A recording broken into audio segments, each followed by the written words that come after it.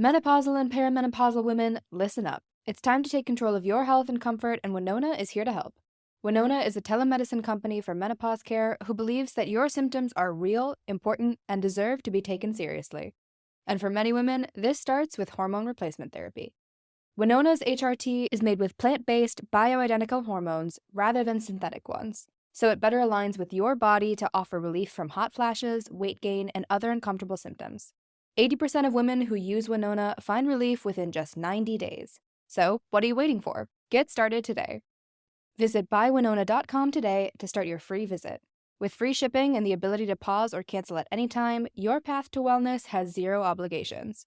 Use code SPRING24 at buywinona.com for 25% off your first treatment plan. That's BYWINONA.com for 25% off. Winona. Menopause care made easy. Summer is the season of hot temperatures, outdoor adventures, and refreshing water activities. Summer is also the season of rough on your feet, causing dry, cracked heels and toes. Introducing Babyfoot, the original exfoliation foot peel that contains 16 natural extracts formulated to remove dead skin cells in 3 easy steps. Apply the booties, relax for an hour, then wash your feet. In 14 days, you've got baby smooth skin and your feet have never been softer. Letting dead skin cells build up over time is hazardous to your foot health. Our professional-grade DIY products, like our original exfoliation foot peel, our men's foot peel, or our moisturizing mask, are some of the best foot care products on the market, created with your foot health in mind. Pamper yourself with a spa day from the comfort and convenience of your own home with Babyfoot. If you want a chemical-free, easy-to-use exfoliating process from the company that created the original foot peel, it's time to treat yourself to Babyfoot. Go to babyfoot.com and use the code SUMMERFEET24 and get 20% off your first order with Babyfoot. That's babyfoot.com and use the code SUMMERFEET24.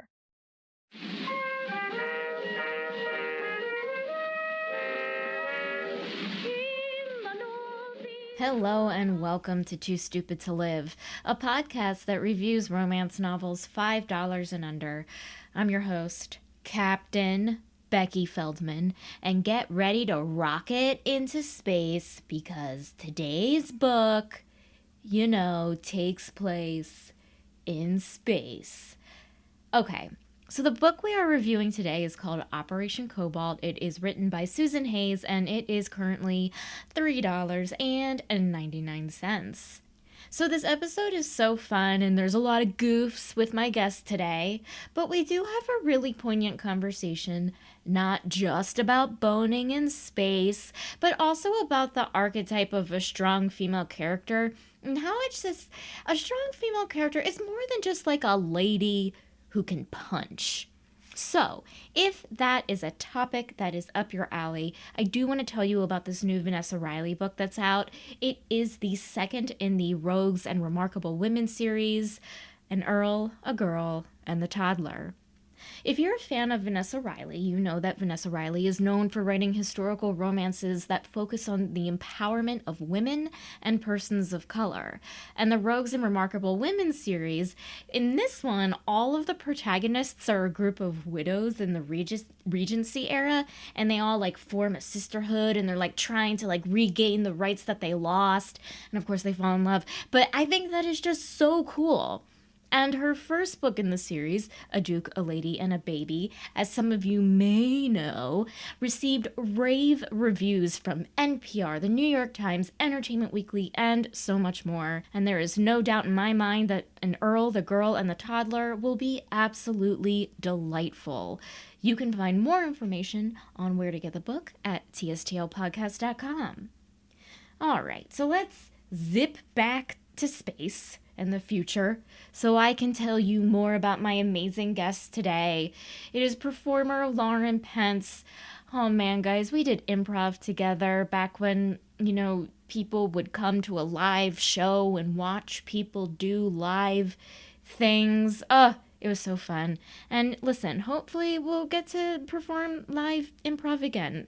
I really hope so. But in the meantime, I had a blast reconnecting with Lauren and talking about this amazing book. So please enjoy this review of Operation Cobalt. Oh, look, it sounds like there is a rocket ship going off in the background. That's fortuitous. Guys, enjoy. Lauren Pence, welcome to the podcast. Too Stupid to Live. Thank you so much for inviting me to be here.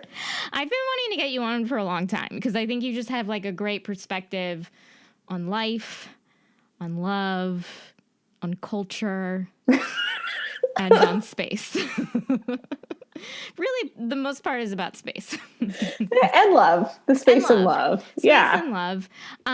So I asked you like what genre, and you were like sci-fi, and it's like, oh, do you like sci-fi? Like, do you like other sci-fi things? Yeah, I do. I really love sci-fi. I don't read like I used to read, but I used to love to read sci-fi and fantasy and stuff like that. But I was like, let's go sci-fi. And I also just love watching sci-fi TV. Yeah, so that really drew me in right away. I was like, let's go to space. Let's go to the moon. Oh, I'm so glad it's space, because I was like, oh, do I do robots or space? Chose space. Yeah, I like space stuff. Okay. So are you into like Battlestar Galactica and like Star Trek and stuff? Yes. I liked Star Trek when I was like a little kid. Yeah. It didn't like stick with me, but total big Battlestar Galactica fan. Rewatched it with my husband over the quarantine year, or maybe right before the year started. Sure. I don't know. It's all a blur. It's a great show. I love that show. Yeah. Love it. So then and this book kind of stole one of their curses. I was just about to say, I'm jumping ahead, but I was just like so taken aback when they were, because on Battlestar Galactica, they say frack instead of fuck, which, cool, it gets past the censors. But in this book, they have their space cursing, which they really didn't need. And like they used fracks, FRAXX. But they still use regular curse words as well. I know. Yeah, it was so weird. And all I pictured was just like, what if you were an actor and you had to be like, oh, this, or whatever they say. Oh, yeah, eef. It sounds like something like a YOLO bro would say. Absolutely. Yeah. It made me laugh, and then it was just like, oh my God, later in my life, I'm going to like stub my toe, and I'm going to be like, oh, this. And someone's going to be like, what? And I'll be like, well, I don't know. This is a curse word from a planet. Yeah. Question. Have you ever read a romance or like skimmed through like romance or erotica before? Yes. I said that as a question. Sure. Like, I think I've read like more like sweeping romance. And then I've definitely read my share of like Reddit weird erotica. Ooh. That just like so happens to like be around, or like, I've enjoyed just like also as like the gag to like, let's read this weird fan porn scenario. Yeah. But not much in general. So I was not.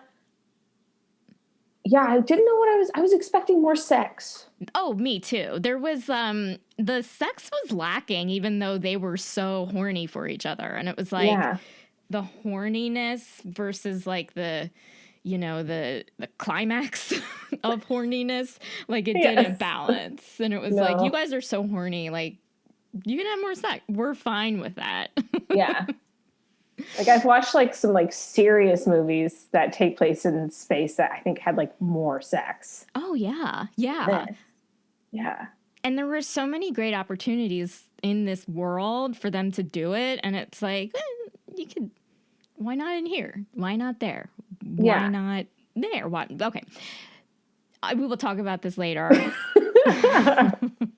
But I want to know what these like Reddit stories are like, because like you're the first one I've ever met who's like, oh, I go to Reddit to read erotica. Well, it's not like that's like my destination. Like, no, but like I'm gonna go read some smut. But you're the first one who was like, oh, you could read it on Reddit, and I've never. I guess assume it would be there. Yeah. Yeah. Well, Reddit is full of creative writers. True. As we all know. And I think we've talked about this in the past, where I have like gotten like weird little obsessions with different subreddits over the years. Mm-hmm. And I just like to like, I don't know, it's like my bedtime stories. So it'll be like, am I the asshole, or relationship advice, or just no mother-in-laws and things like that. And like a lot of times they turn out to be false. Like, they're fake. The Am I the Assholes are fake. Yeah, like they're like stories, they're like creative writing things, and they're not real at all. They feel real. They feel Sometimes, real. Yeah. So I definitely, Reddit is a source of some very interesting stories. And I've just, over the last, I was going to say last year, but let's be honest, all of my life, I've just been like a like click hold type of person of like, I start at A and I end up at Z from just being on the internet. And that happens to me way too much on Reddit. Yeah, I hear you. Yeah. I'm like that on TikTok. And I can't go on TikTok because I'll just be on my phone for 3 hours. And I'm like, oh, fuck. Yeah. I wasted 3 hours and it's 3 a.m. And I'm on my phone looking at a little boy, like showing me how to like clean my toilet in a quirky way. Here's some quirky toilet bowl cleaning. You learn so much. I don't know why I'm like really into like cleaning. I don't even like I'm not like I'm not like a yay cleaning person, but for some reason, like cleaning TikTok, I appreciate. I just like I don't know why. It's very weird. It sucks you in. It's about the personalities too, of like. It's true. Everyone's so like you said on Reddit, like everyone's so talented. Everyone's so talented on the internet. Yeah, they really are. Yeah. And then I'm just like, I'm not sharing any talent on the internet. I'm just stalking other people's talent. You're like finding a talent agent. Yeah, I'm the internet's talent manager. There we go. There's my true calling. What if you just like contact somebody and be like, that Reddit post you made, top notch, and they're like, no, I really did shit on my girlfriend's bed. It was terrible. Like, oh, I am the asshole. Oh man, yes, there's always those ones that's going around, and it's usually involving poop. Like, I know. Like there's like the one that was trending for so long that was like this girl who their relationship, it was just like a big breaking point in their relationship because he was running out of socks. He didn't know where his socks went. And he like looked in the trash and he found all of his socks covered in poop. And it turned out she had some sort of aversion to using toilet paper. So she would use socks and then like throw them away. But it's just like, she's putting her hand in the sock and then, yeah. If that's real, I need to know the psychology of that. Do you know what I mean? Like, yeah. Why a sock? Why her husband's sock? Like, why doesn't she it just was buy her fiance at the time, and it like almost broke up their wedding. I think that's what it was. Honestly, like, I feel like there are things where I'm like, is that enough to break up a wedding? For me, like, that's one of those things. Because, like, you're using one person's sock to wipe, like, poo.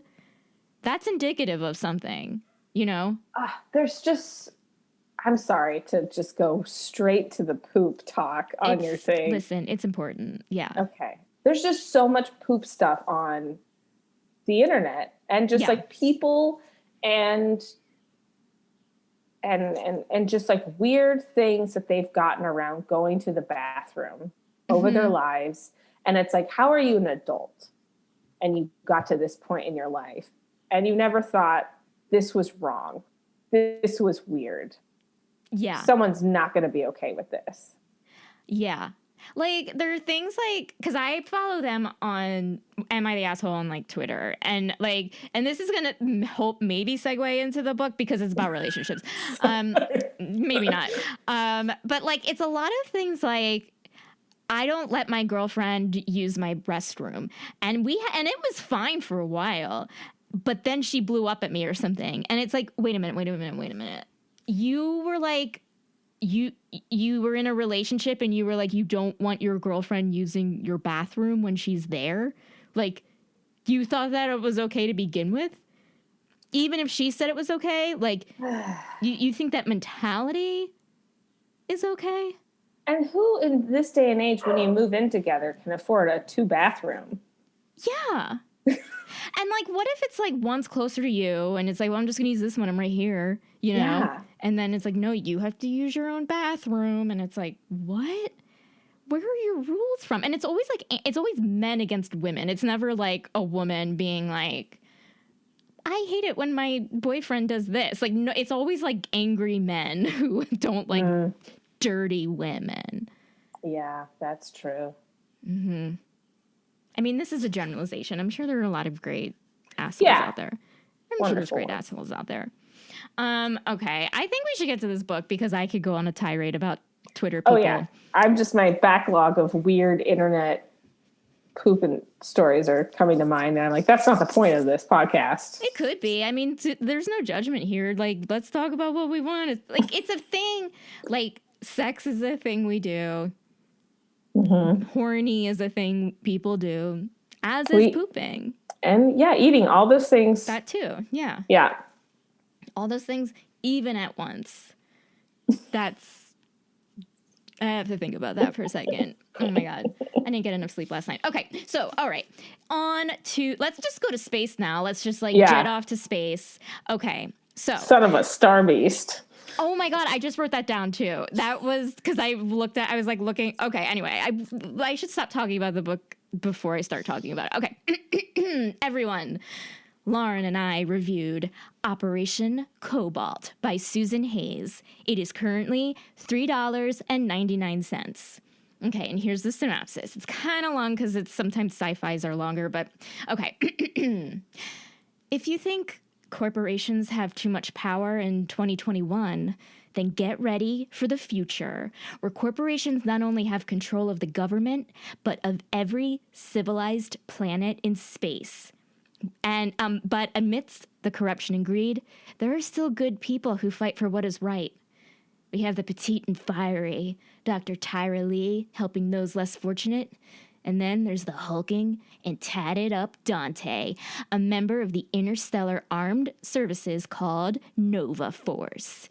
And when Dante is tasked to protect Dr. Lee, the two blast off, not only into space, but into something even more limitless. Love.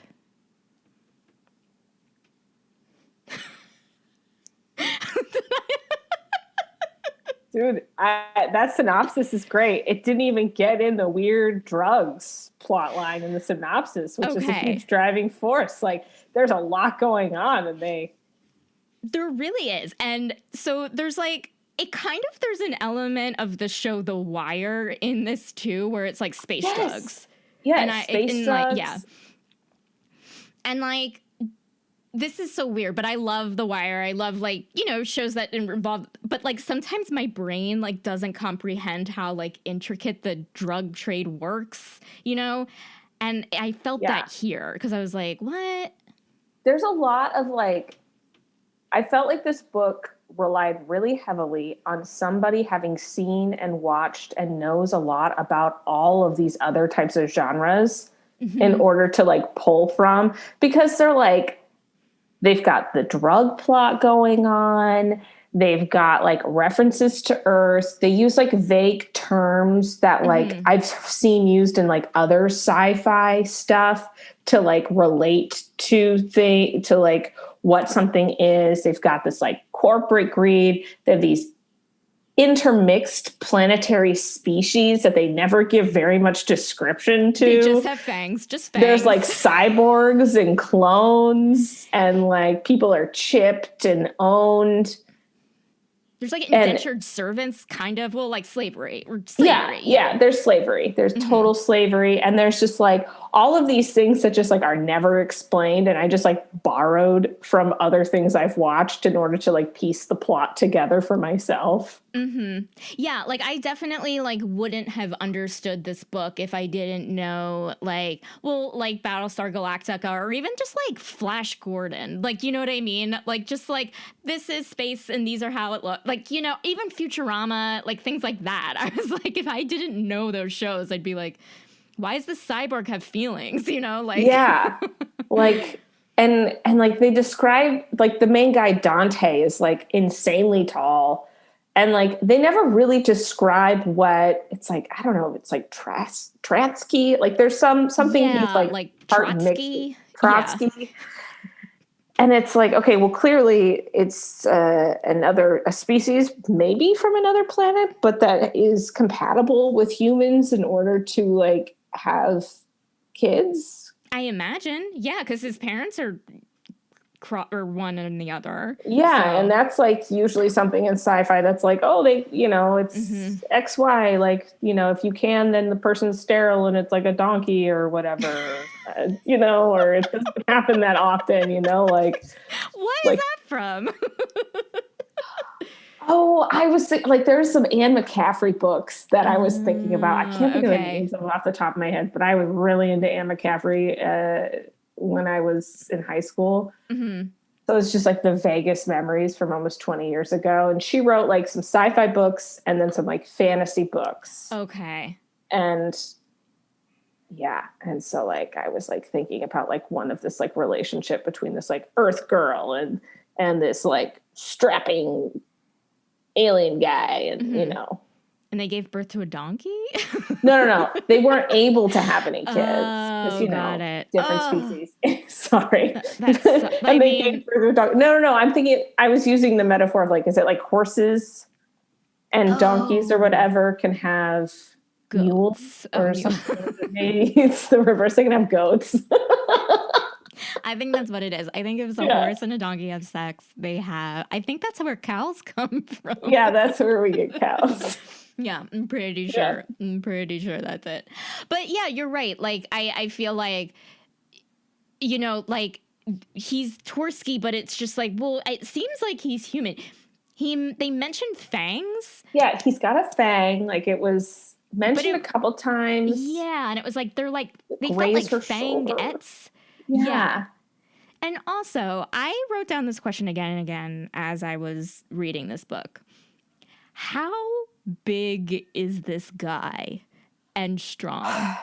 And like, what is this with always having like a guy who's like 6'7", 6'9"? He was 10 feet. He was like 5'2".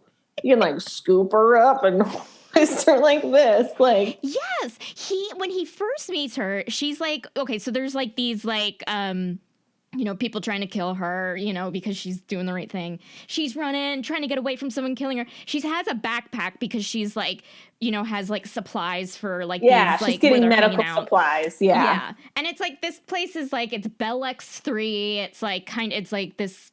Now I don't want to say, but it's just a mess. It's ruined. It's a planet owned by a corporation, and everybody who lives there is owned by the corporation, and all they do is build ships. It's a mess. It's a mess. Don't move to Bell X3. No, don't do it. So anyway, she's running, and she's like, "Oh my god, people, or Torskys, whoever." And so Dante is assigned to protect her by the Nova Force because she's like being wanted or whatever. Yeah, she's a doctor. Yeah. Mm-hmm. She's a doctor. She does like Doctors Without Borders in space. Yes. And that's what awesome. She's doing on this corporate planet is Doctors Without Borders for the street kids. Yeah, for the street kids in the plant and space. For space street kids. So she's running. And then he's like, oh, that's her, but she doesn't know. She thinks he's a threat, so she's like keeps running. So he grabs her by her backpack. And the way it's written, he's literally able to lift her up by a backpack like the way you can lift up a bug by a leg. You know what I mean? She's just dangling. It's just like how you see a dad pick up an angry toddler. Like that's what I was always picturing in terms of their size difference. It's just like, does her head come up to his navel? Like, how does this look? That's what it reads like, because then later on, when they're like connecting and this is before they're connecting, they're hiding out, they're waiting for backup or whatever, and they're sitting on the ground, and their legs are like out in front of them, and it said that her legs reached his knees. Her legs were half the size of him, and I was like, "How big is this guy?" Yeah. And like, you know, she's probably, I think they described her as like 5'2" or something. So she's like normal-ish, a little on the short side, but like, that's insane. That difference like made me like really anxious if like they ever did have kids, and how uncomfortable that would be to have his kid.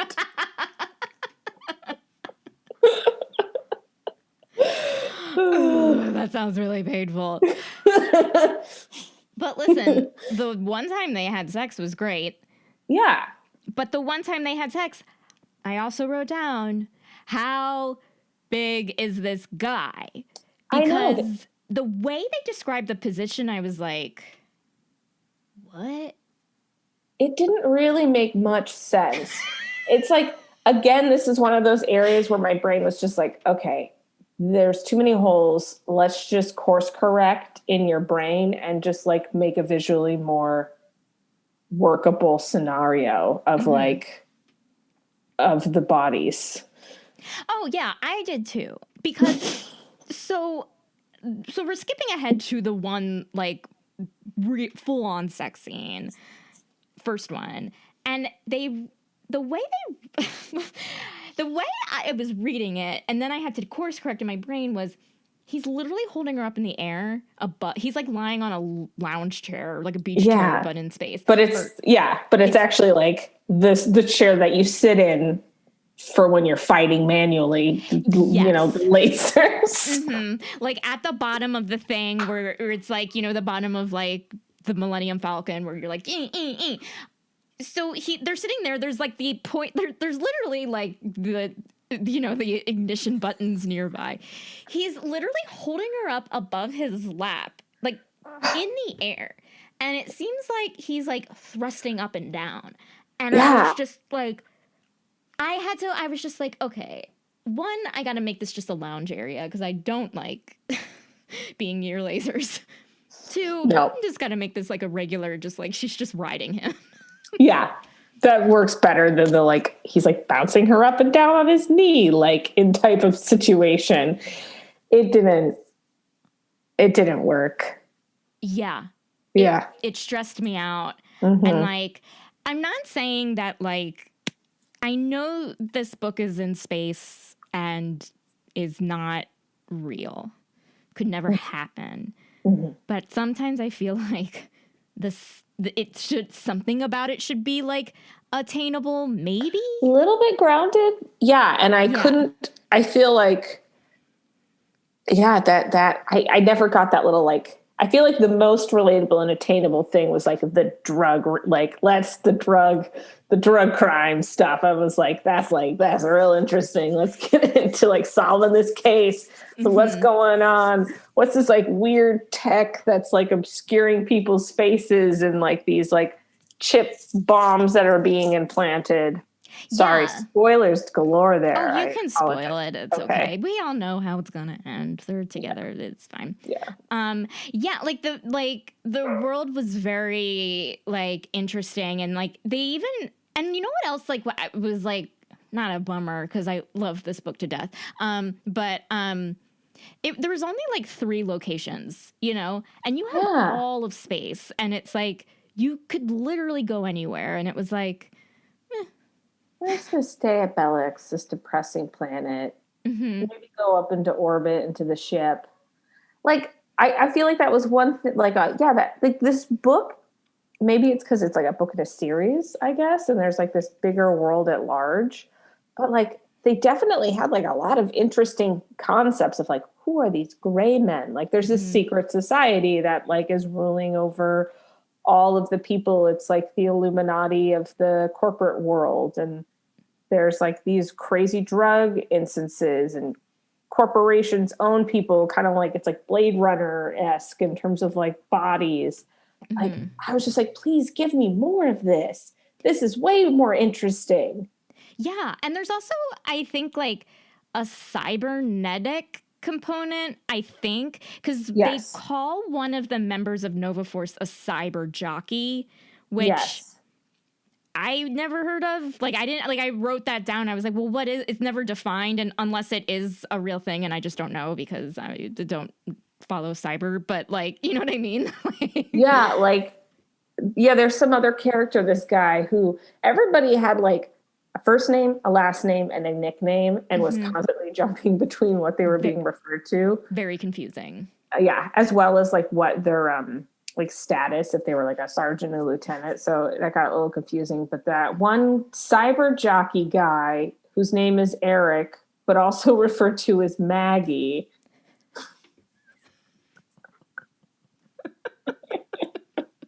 His book was really big on nicknames. Oh my God. It was all about nicknames. I did write down I was going to ask you what your preferred nicknames for the two main characters were, because first guy, his Nova Force nickname is Buttercup. She calls him either Sergeant Stubborn or Muscles. Yeah, muscles, mountain muscles. Mountain of muscles. What would you prefer to call Dante out of those three? Or you can come up with your own. I'll allow it. Oh, gosh. I hate them all. Sure, like, they're all terrible. Yeah. Yeah, like I feel like I like Buttercup better because like I always like when a big gruff guy is given like a funny nickname. But then the explanation of it was just like, it's just like, oh, a tattoo of his ex-wife. And it was actually kind of mean to call him Buttercup. Yeah, it's like reminding him of like the woman who like cheated on him. Right? Like she cheated on him, and yeah, like, hey, when he left the basics, and he had like Buttercup's like tattooed on his arms, but the tattoo's gone now because he keeps getting injured there. Yeah, it was a bit. I prefer Buttercup. I hated her nickname of Shortcake. That I did not like either, and I feel like that comes up in a lot of these. But like in romance novels where they're just like they like immediately before they even know they're in love, they come up with a pet name of like, hey, you little gal, not that, but like, you know, like, hey babe, or like, hey sweetheart. So he just goes with Shortcake, and it's like, yeah, I didn't like it. I would have preferred he call her like Doc or even Dr. Shortcake. Yeah, I'm okay something with that. like that. Like something that was like, because like he's constantly like, oh man, she's doing the right thing, but it's giving me a hard time. But I've got to let her do it because it's the right thing to do, even though it's the conflict of my mission. It's just like, Shortcake, like, I don't know. It came out of nowhere for me. Oh, 100%. I felt like the author who, whatever, like knows the tropes and, is pleasing readers, I imagine, with this book. But like, it was just like, oh, nope, need a nickname. Oh, Shortcake, here we go. Keep writing, and it didn't feel as natural as yeah, Buttercup felt more natural. Like if the doctor was like running and she like slipped and fell over a shortcake, there we go, Shortcake. Now I get why Shortcake. Yeah, because it's a memory. Well, and I kept waiting for like that kid Nico to be like nicknamed Burgers. Or something like that, because he was so obsessed with eating burgers. That kid was hungry. So hungry. But I get it. Yeah. Burgers, ice cream. Mm-hmm. I mean, he has the best diet in the whole world. Yep. Okay, so when I showed you this cover for the first time, the first thing you notice on this cover is the tattoos. And you were like, yes. Oh my God, tattoos. Yes. These go ahead. Juicy lips. Like he's got lipstick on. That's nice. He's wearing like a vest, kind of like a motorcycle vest. Mm-hmm. Which, who wears vests in space? This guy. Yep. Got to show off your tats. Science be damned. At least it's a vest that looks like it might have a lot of pockets, which is always good. Yeah, that's true. It's like one of those vests that is like a winter jacket, and it's like, okay, maybe this can handle stuff. Yeah. It's all he could find that could fit, you know, his muscles ripped out of everything else. That's true. That's true, because maybe they don't have a size of space jacket for a guy who is seemingly, again, 20 feet tall. Endlessly large. Endlessly large. But he has a sleeve of tattoos, which is insane. Insane. I wonder, like, are these attached? Is this like a guy, like a model from something else, or is this like the tattoos of this character? Like, is this an actual guy? Yeah, I don't know. I assumed it was like, I was like, it's probably like some sort of stock image, and they like photoshopped the planets in the background. Maybe they photoshopped the tattoos on his arm, but maybe they were just like, oh, the stock image company was like, oh, let's get, we need to like build up our database of tattooed biceps. You know what I mean? And then.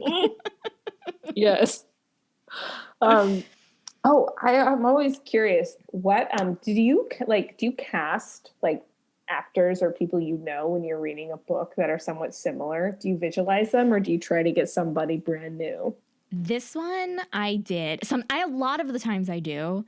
This one especially, because Dante was so insane that I was like, this is like Jason Statham in David Bautista's body. I was thinking Dave Bautista somehow meshed with like Joe Kinnaman? Joel Kinnaman? Yes, yeah. Yeah, because he's impossibly tall, and he was in that sci-fi show, Altered Carbon, and he was paired with a very short girl in that. So it's like that was like part of my reference. I love that you thought of Dave. Is it Bautista? I think so. Yeah. I don't know but it's just like, but I pictured like an accent, and I guess I was watching something recently that I literally don't remember because I watched it last week, of like a guy with like him having an English accent for some reason. And so I was like picturing that in my head of like, I don't know where Dave Bautista's from. He's definitely not from England, right? So he doesn't have an English accent. No idea. Yeah. So that was I was picturing.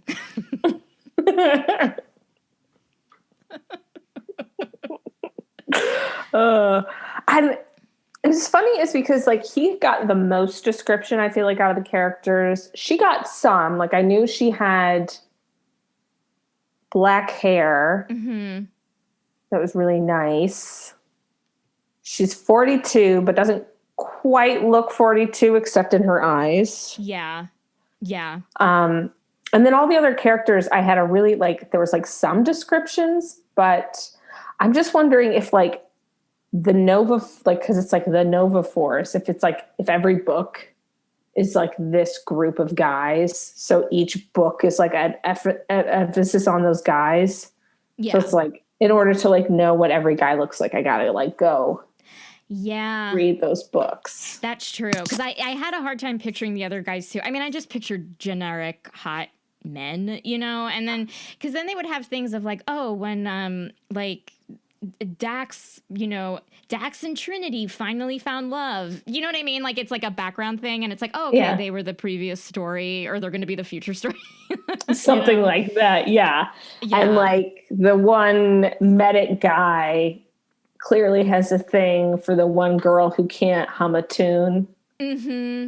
And then of course the book wraps up with our cyber jockey guy clearly having baggage from something from a past girl. And I think the story is going to continue on with him finding her sister and clearly falling in love with his ex-lover's sister. Correct. To be fair, I think that ex-lover is a cyborg or a clone, so maybe it's okay. Yeah. Could be the same. I don't know. Could be the same. Hey, it happens. It happens. You know, it doesn't happen to me or to most people I know, but it happens historically. Sure, yeah. And I've heard of stories of people old-timey Bible, husband dies, Yeah. the unmarried thing. son take the lady. Yeah, I mean, that was a thing. This went real biblical. Yeah, I mean, it's in, no, wait, this is the opposite, but in the Real Housewives of Salt Lake City, there's a woman who married her grandmother's second husband to keep it in the church, or, because of, like, money or whatever. But it's, like, for, like, for similar reasons of, like, family and Yeah, dynasty. Keeping it together. And dynasty, that's the word. And it's like, well, guess that's okay. I'm okay. I'm oddly okay with it.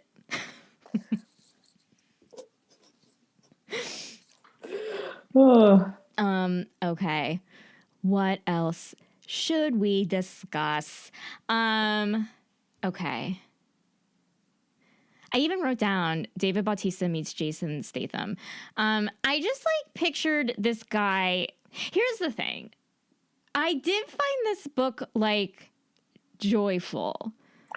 Yeah.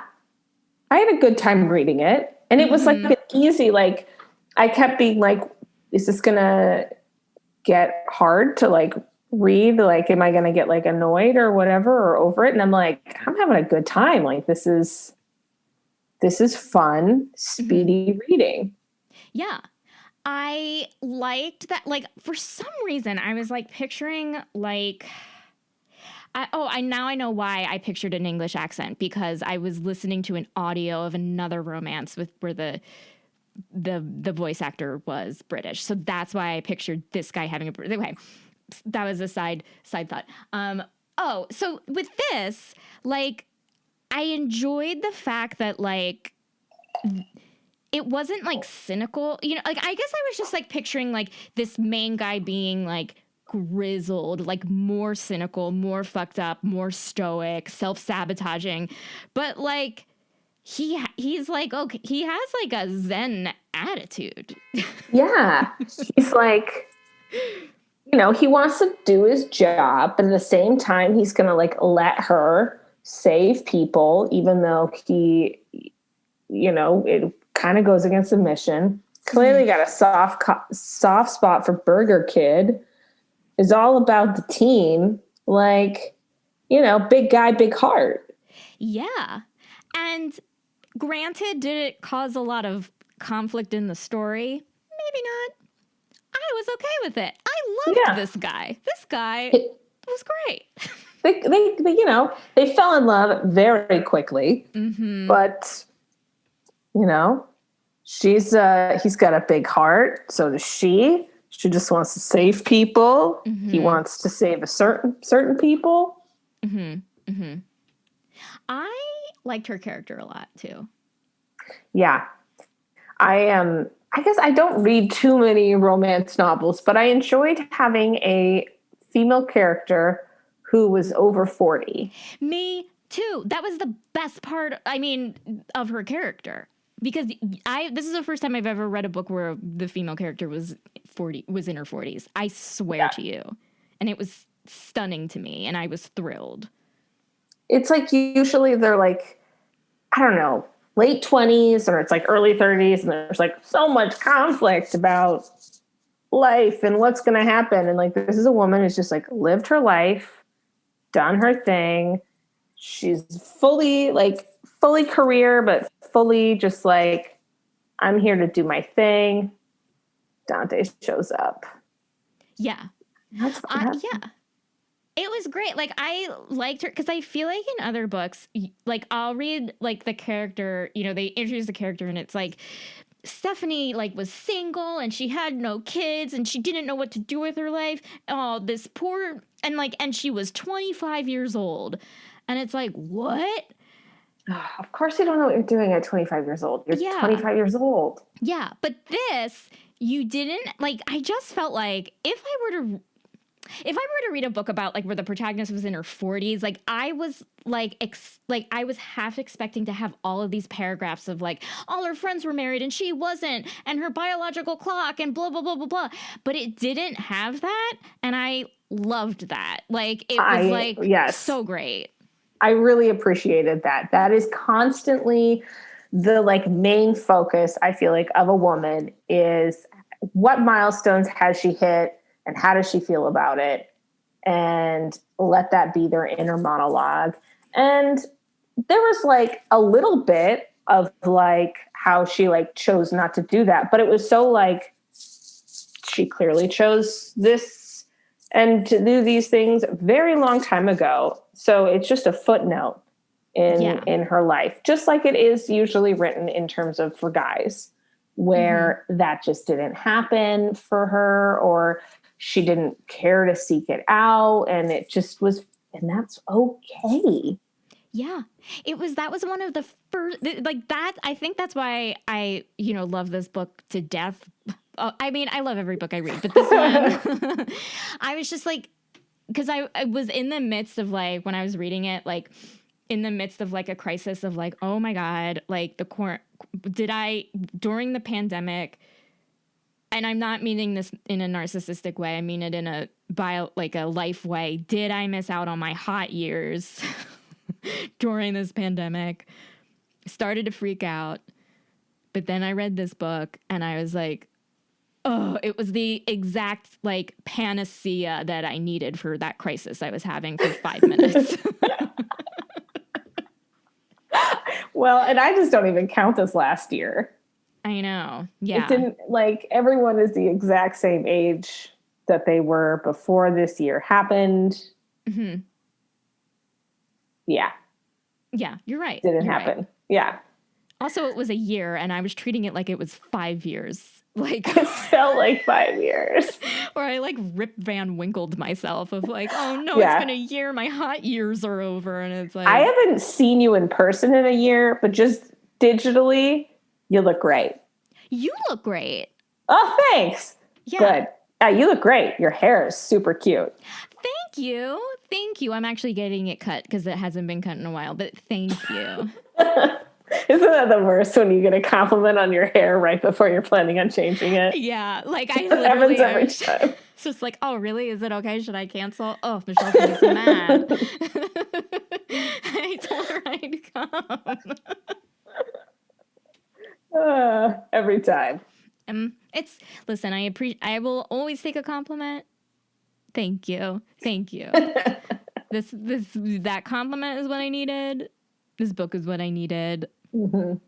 Here's another thing that I liked about Tyra is I feel like nowadays we're like, how on Netflix it's like you'll get a suggestion of like shows featuring strong women, and it's like Buffy, or it's like women who just like fight, Yes. But she was a strong woman, and it didn't need to be like, oh, I learned Taekwondo from my dad, or you know what I mean? Like, oh, I learned how to fight from this guy. It was just like she was strong, like in her own way with her own skills. And it like wasn't like, how do I say this?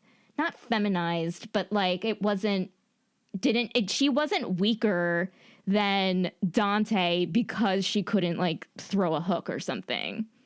Well, and I think that's kind of what you're getting at, where like oftentimes a woman is considered a strong woman because she can throw a punch just as good as the guy can. Yeah.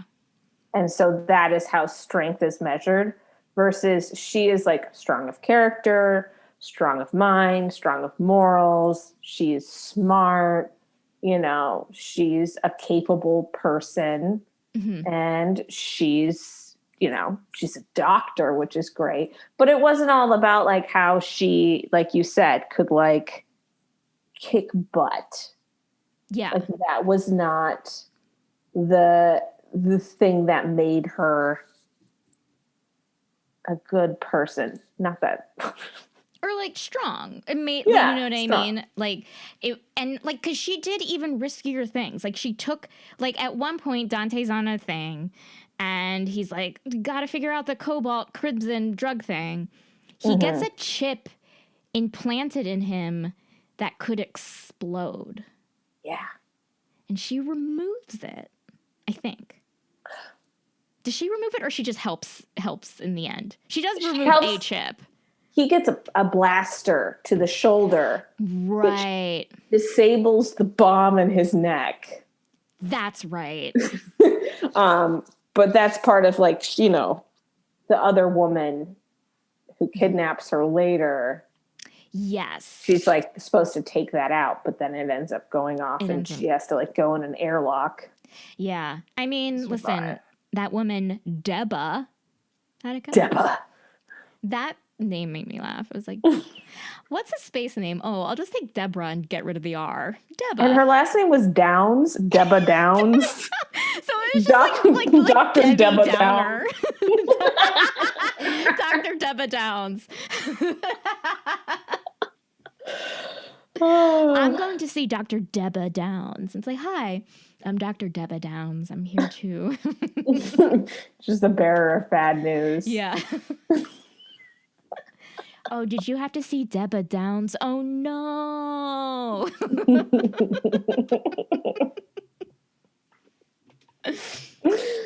Okay. I would be remiss if we didn't talk about this sex scene. We talked about it a little bit, but, and actually we talked about it a lot, but I think, like, did you appreciate, with the exception of like the laser things, just the fact that like the way, like there's transparent windows everywhere. So you can see space all around you. You have sex there. Did you appreciate like that location? I did, except it seemed kind of clunky because they had like the table thing with the tablecloth and like the chairs. Mm-hmm. So I just like wiped those away in my brain when actually like things were going on. So then it just like seemed like they were like floating in space. Mm-hmm. But I did appreciate that. That is something I've seen in a few sci-fi movies and things over the years where it's just like, this is the observation deck and we're going to bone here amongst the galaxy. But I did appreciate that location. The date setup. How'd you feel about that? It was,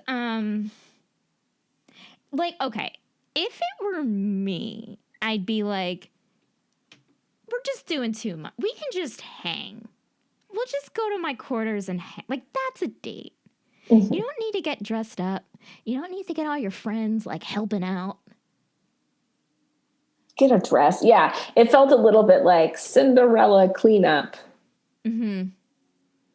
Yeah, she was like, I don't have anything to wear. And it's like, that's the one thing that, like, maybe set this book back a notch was, like, oh, you don't have to wear something nice on a date. You're in space. You're working all day. Like, she's beautiful. I mean, I know he thinks she's beautiful no matter what she is, but when it comes to a date, she should just, like, no matter what she is, no matter what she wears. Yeah. I think they just wanted that glow up picture. I know.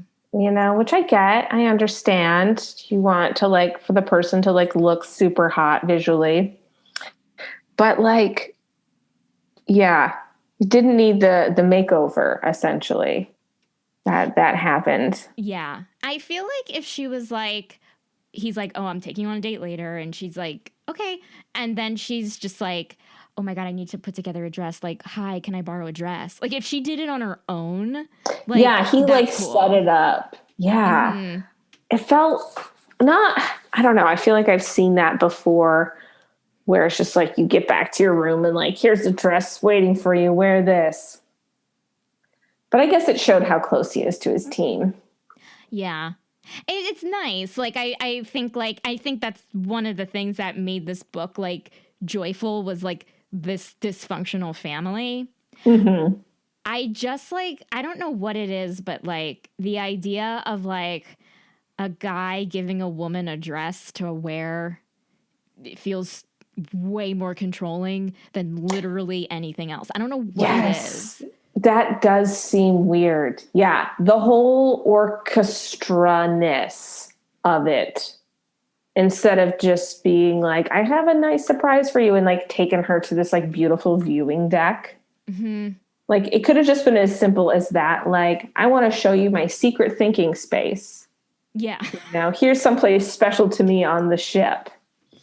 And then it's just like, oh, I can see how you would like it up here, even though there's the dichotomy of the weapons, but you can like clearly see space for perspective. oh, this guy who seems so on the surface is actually so deep. Mm-hmm. Let's bone.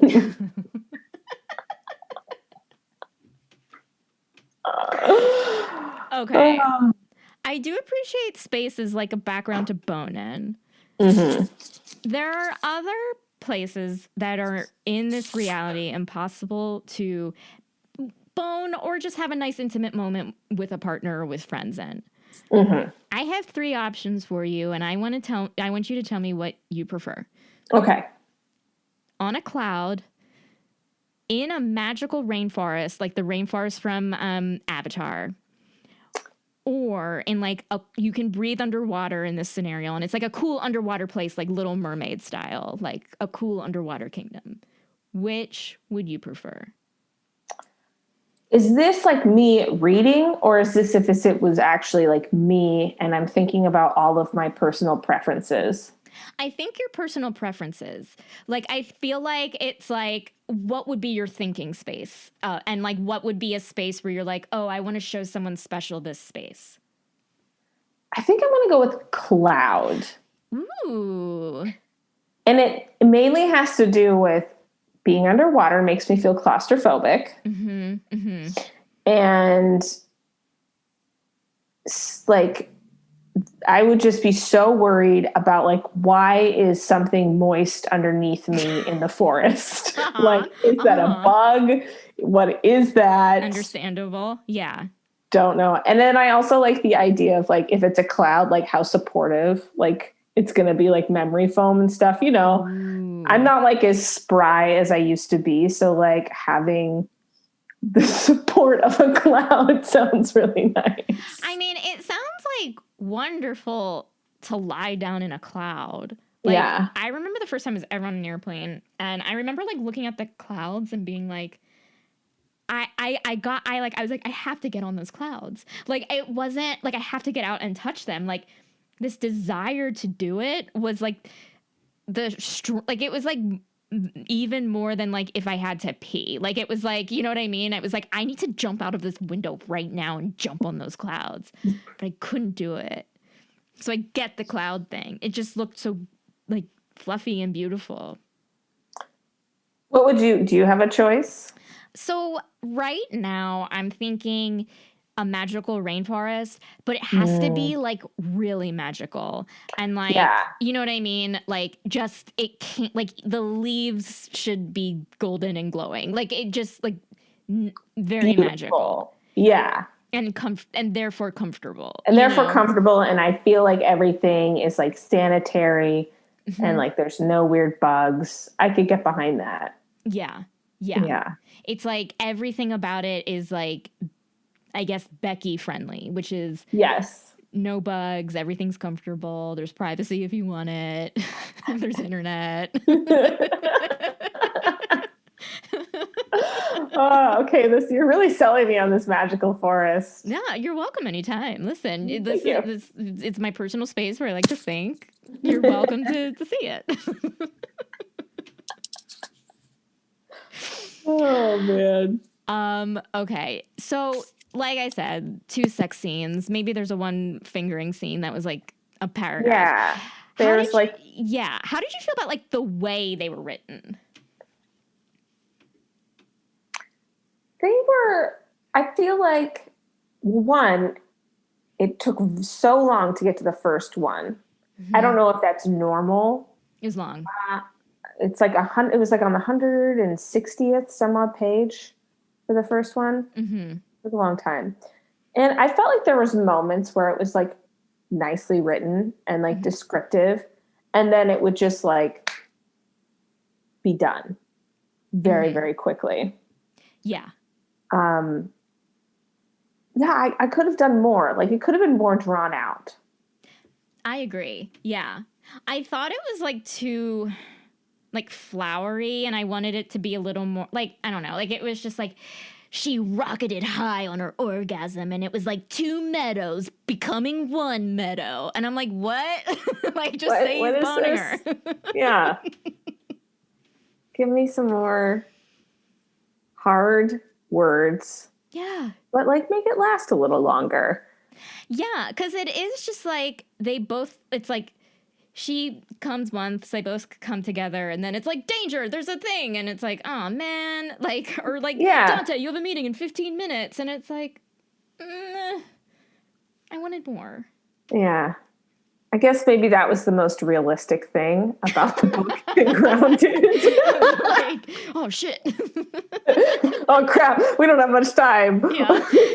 No time to get sexy, no time for foreplay. Yeah. Just gotta get to it. They should have had another date. They should have had another date where it was like chill, but a date.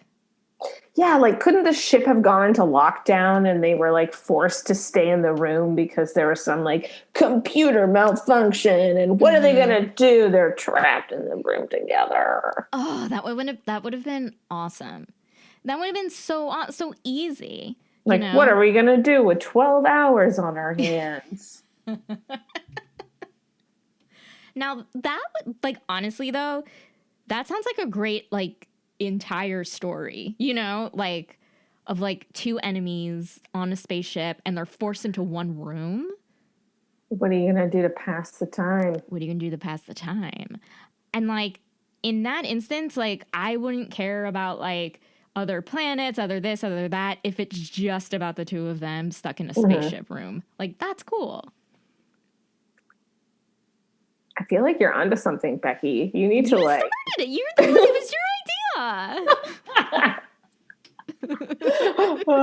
I feel like this could be like any place, you know. Could be like an elevator they're trapped in, like two hot bodies stuck together with the only thing to kill is time. That's a great tagline. That's a great tagline. Which I felt like this book was every chapter had like some sort of like, I'm like, is this supposed to be like the tagline of the book? Like it had like these declarative statements, you know, like it even starts with one of them where, let me find one. Like it starts with one in the prologue. In a galaxy filled with different species, cultures, and governments, there's only one constant: trade. Like every chapter has one of those lines, whether it's about the drugs, the corporations, or them together. Yes. There were a few other things like that were said. I like wrote these down or took, but it was just like, let me find it. Oh wait, this is all sex stuff. Oh yeah, so this is she like this is when they first meet and he's like talking about like what he used to do like as a mercenary or whatever, and he was like, my job was to shoot things until I ran out of ammo and then punch them until we won or I died, whatever came first. Yes, this book had so many taglines. I was like, is this going on the poster? Like the poster, the poster could be made up of just taglines. Yeah. For each chapter, like the best ones. Mm-hmm. Oh, there was man. one. Did you get the one where he was like, if ifs and buts were honey and nuts, none of us would have candy or whatever? Oh yeah, if none of us would be hungry or something. That's it. Oh, I'm going to find this. Yeah, that was great. Oh, go ahead. Oh, I'm just trying to find this one that happened early on. Oh, okay, here we go. If she didn't kill him, she might just end up liking the arrogant son of a star beast. That was a good one. It was fantastic. Like, that was one of the best lines in the book. Even though I'm like, well, what is a star beast? Like, son of a bitch has a cultural connotation of female dog. Mm-hmm. Like, we're one-to-oneing a female dog and a star beast. It makes me curious about what a star beast is. What's the cultural history of a star beast? And that's one of the things, like this book had so many like little kernels that I'm just like, give me more. Like, just tell me about star beasts, tell me about cyber jockeys, just like, you could really like beef out this world. Yeah.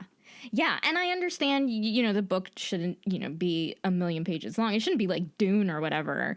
Yeah. But if they like went to more places, like I feel like we could have like gotten more out of like, we would better understand maybe what a star beast is, or like what a cyber jockey is, or like what this is and that place and this place, Well,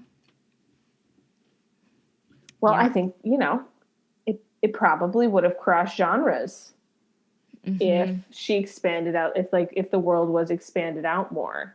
It would have been like a full-on sci-fi book. That's with just true. like a little bit of a romance going on. True. But to be fair, I feel like in this book, the one plot line that felt weak to me was their love plot line, which was the A plot line. You know what I mean? That's so true. And like how they got to lusting and liking, and that was somewhat believable, but the loving part, yeah, the little bit of like a stretch.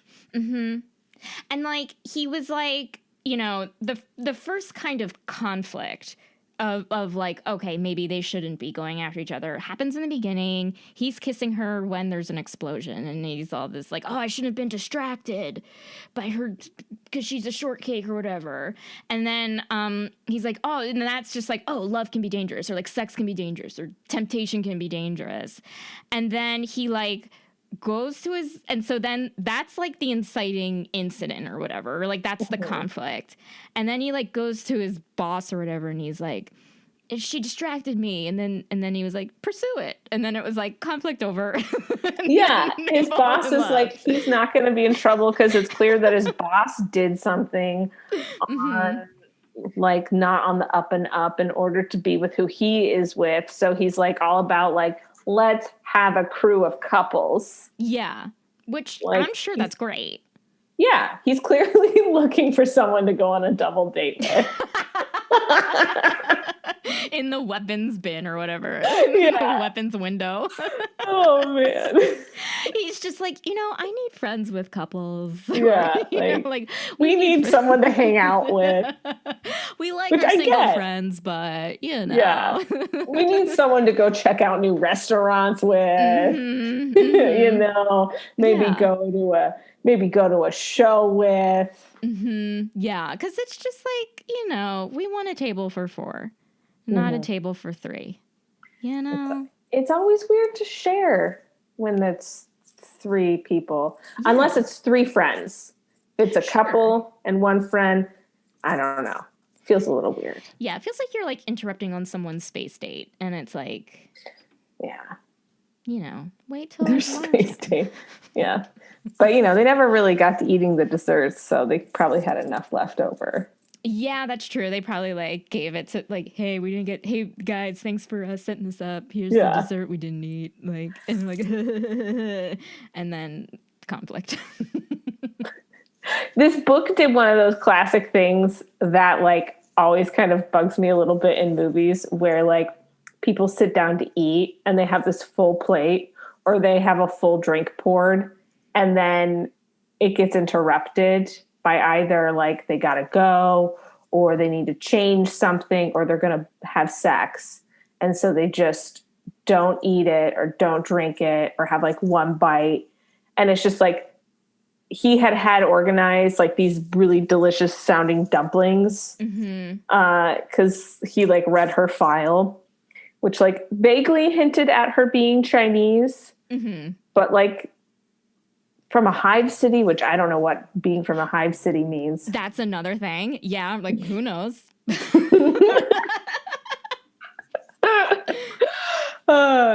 But they just had these like the dumplings, and like I think she maybe ate one, and then it just turned into them having sex. And I was like, those really good dumplings are getting cold.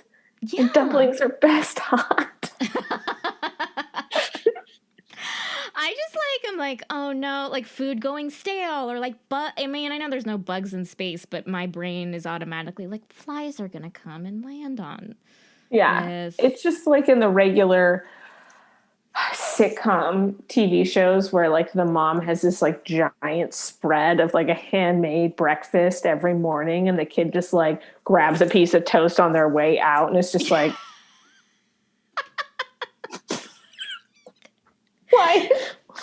why even show that? Yeah, like it's so funny to me because like in those scenes it's like a Wednesday and who's like, I mean, I could be wrong, but who like gets up in the morning on a Wednesday where it's like I'm gonna make bacon and eggs and da da da da, when it's like for most people, I could be wrong, correct me if I'm wrong, but like most people are like, it's a Wednesday, you have to get to work, you have to get to school, you grab toast and you leave, you know? Yeah, like eating as quickly as possible. And if also somebody like made you a big breakfast before you have to leave for work, like that is such a wonderful gesture. Sure. I would stay. Like if I were late to work and someone was like, and they're like, oh, I made you this beautiful eggs Benedict, I'd be like, hey, work, sorry. Like I'm going to be 15 minutes late. Yeah.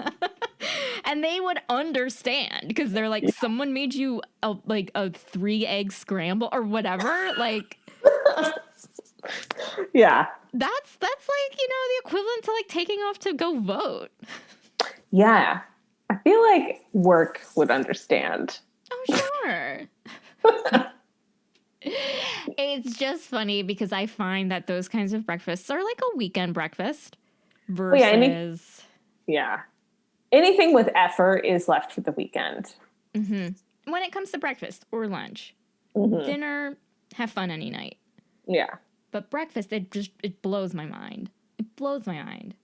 And then another thing, I was watching something the other day where it was another food scene, and I do pay attention to like food scenes like that in movies, and like it was like, hey, are you done? And they're like, yeah. And they like lift up the plate and they were like full plates of food. Like it looked like they took 2 bites and I'm like, you're going to throw out like literally 2 servings of like spaghetti or whatever. And for some reason that stuck with me because it was like, are you going to put it in Tupperware? Like, are you really done? Like the realistic person in me, just like those are things like, if a show is like a really, really good show, they like show empty plates being cleaned up. Like, like if a kid's trying to leave without having made breakfast, the mom's like, sit the fuck down. Yes. I made you food. Yeah. How disrespectful are you? I would be so fucking mad. Or like, they just are like, oh, I'll have cereal. And it's like, okay, honey.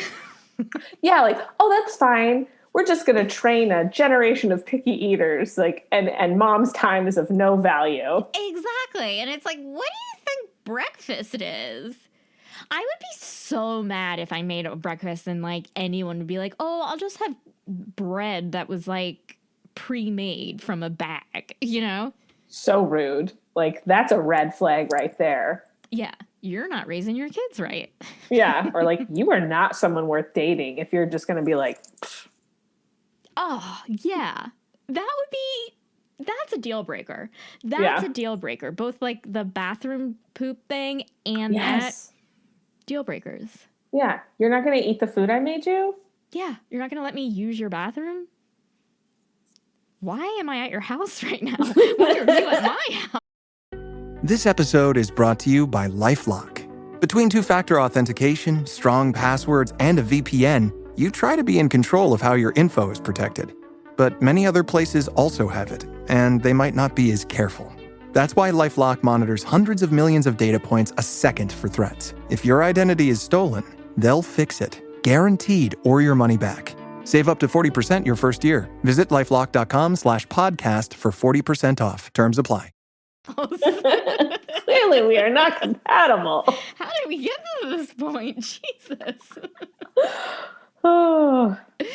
Okay, Lauren, I want to ask you if you have any final thoughts, and I want you to give a rating. Rate on how much fun it was. You know, if you don't usually like read romance, you could rate it 10 out of 10 microchips, 1 out of 10 10 out of 10 microchips, 10's the best, 1's the worst. And what are your final thoughts on the book?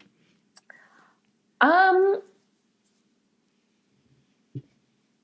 it's so hard. I haven't read enough of these to be like 10 out of 10, but like, you know what? For the fact that it was the 40-year-old lady, some very interesting plot lines, and I enjoy sci-fi. I'll give it a 7. Ooh.